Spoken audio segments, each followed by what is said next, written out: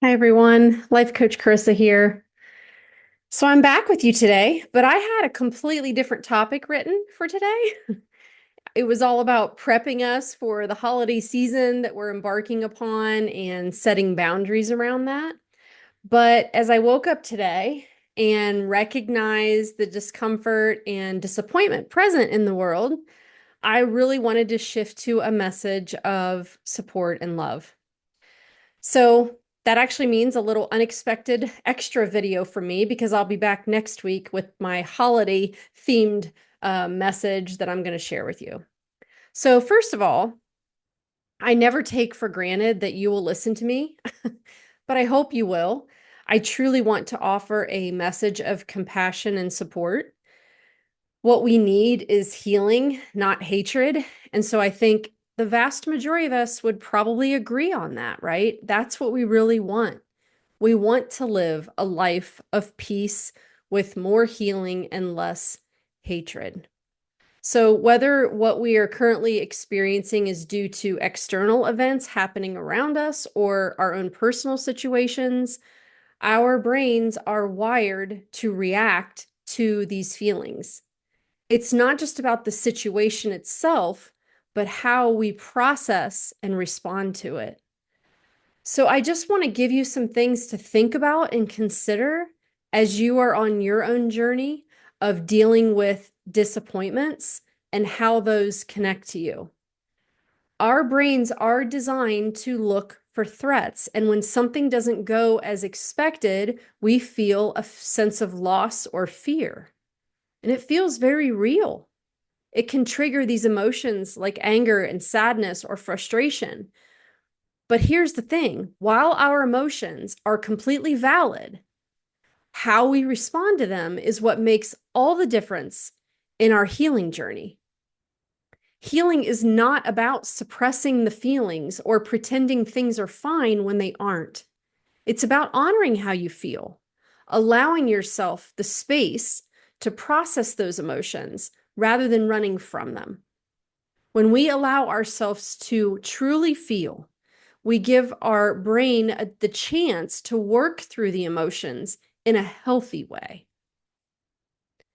It's also really important to remember that how you choose to express your pain is crucial because so often we look to others to give us the peace we're longing for, but true peace is an inside job.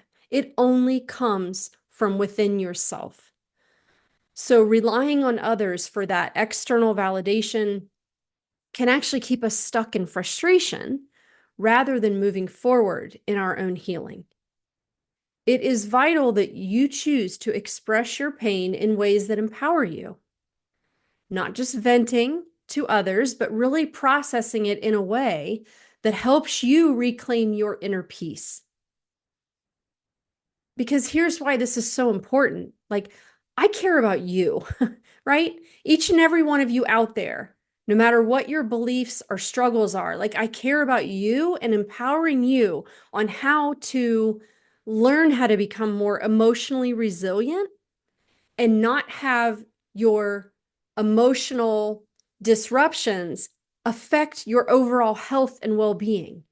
Because that's the course we're on. When we're so emotionally dysregulated, we are causing unhealthy factors in our body that are going to lead us to chronic illness, disease, problems in our future health. What you do today is setting the seeds for what is going to happen in our bodies later. That's what I truly care about. That's why I'm doing this message, because when you don't process your feelings, your brain gets stuck in a loop. You might feel like you're stuck in a cycle of disappointment or frustration, and that feeling can often last much longer than is really necessary. But when you allow yourself to acknowledge your emotions, you're sending a message to your brain that you're taking control and giving yourself permission to heal. And your gut and your brain have an axis where they're speaking to each other. So it's important that we maintain that healthy connection between the two. If our brain is out of sorts, it's going to relate to our gut. So it's like when you have a physical injury, like you wouldn't just ignore the pain and keep pushing through. I mean, some of us do, and that doesn't have good consequences because I used to be that way. But you wouldn't want to ignore the pain and just keep pushing, right? You would treat the injury so that it can heal properly. Emotional pain is very similar. If we don't give ourselves time to heal and process, we risk carrying that emotional weight for longer than we should. So I just want to give you 5 things to think about, what does processing disappointment look like? And here are some ways that you can take a proactive approach to help your brain work through it. Number 1, acknowledge your feelings. The first step is to simply recognize and accept your feelings. It's okay to feel disappointed, angry, sad, whatever comes up for you. The more we try to suppress those feelings, the longer they're going to linger. We want to honor them and we want to give yourself permission to feel them fully. Number 2, express your emotions, whether it's through journaling, talking to someone you trust, or even through creative outlets like, art, music. Expressing your emotions can help you release them. Bottling up your feelings is only going to prolong the healing process. Number 3, take care of your body.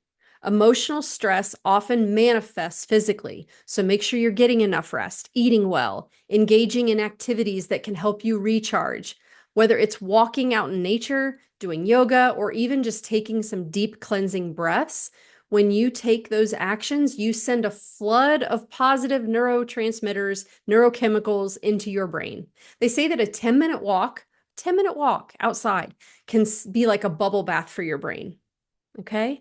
And that's maybe what you need right now is to recharge, to send some positive chemicals in to help you process what's happening.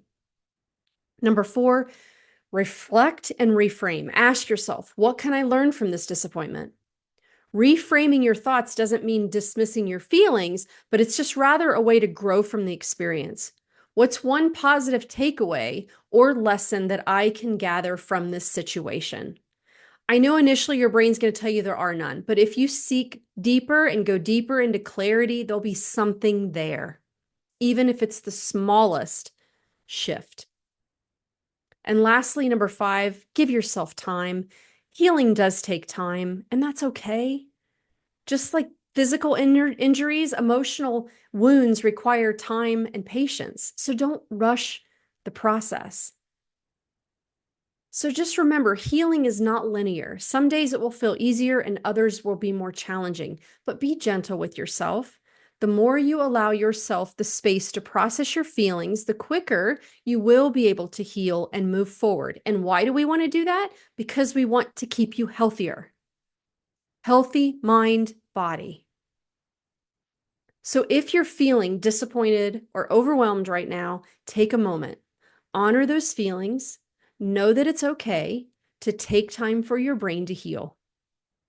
And I just really want to challenge everyone today to drop into love and compassion rather than negativity. I know it's hard. We're all working with a human brain that responds to what we find threatening, but I promise you that you have the power to work with this lovingly and get to a place of peace, which is so much better for your overall health and well-being and what you are putting out into the world for others. It starts with each one of us, right? How do I want to show up right now? What do I need right now to take care of me? All right, everyone, that's what I have for you today. Thank you so much for watching. Share this with someone if you think it could help them. Just copy the link and share it. Super easy. All right, everyone, have a wonderful day, and I will see you next week.